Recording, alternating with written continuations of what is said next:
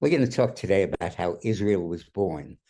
And it's kind of personal with me because the fact is, Israel was born on the same day I was, November 28th, 1947.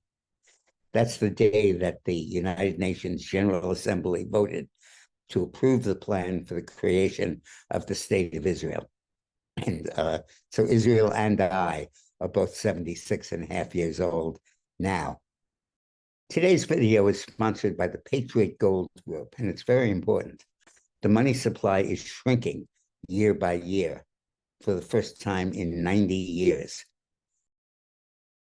During World War I, the British occupied Israel, what is now Palestine, what was then Palestine, and they announced that after the war, after World War I, they would set up an independent Jewish state of Israel.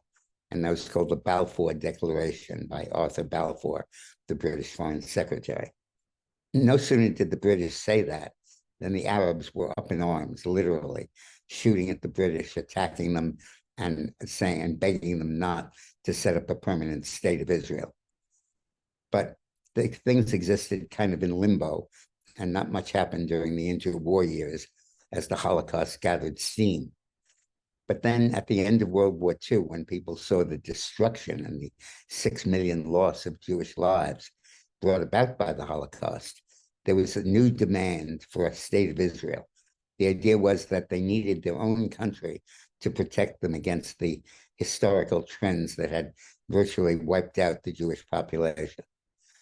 At the same time, refugee agencies in Europe were taking Jews who had been displaced by the Holocaust and in many cases freed from camps within an inch of their lives and put them on ships heading to Israel.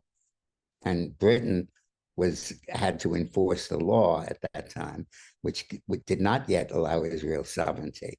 And at one point actually had to turn around a number of ships that were bound for Israel, filled with concentration camp survivors.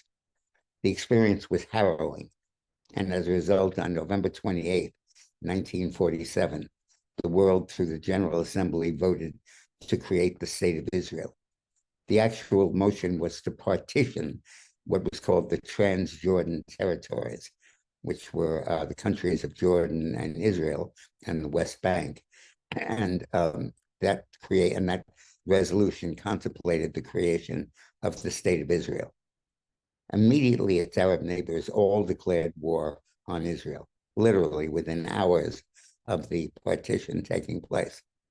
We'll pick up the story in next week's history video. Today's video is sponsored by the Patriot Gold Group, and it's very important. The money supply is shrinking year by year for the first time in 90 years.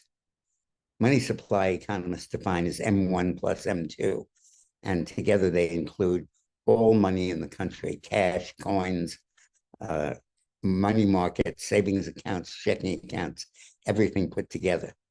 And this is the first decline in M2 money supply since the Great Depression. And every single decline in the past has been accompanied by a depression and double-digit unemployment. The data doesn't lie, and history of this sort has never been wrong. So call the Patriot Gold Group and get your money into something where it'll be safe. Thanks for watching.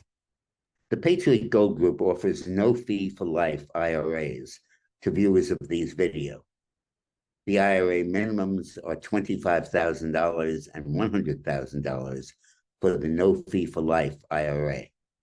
So call the Patriot Gold Group and ask for the no fee for life IRA.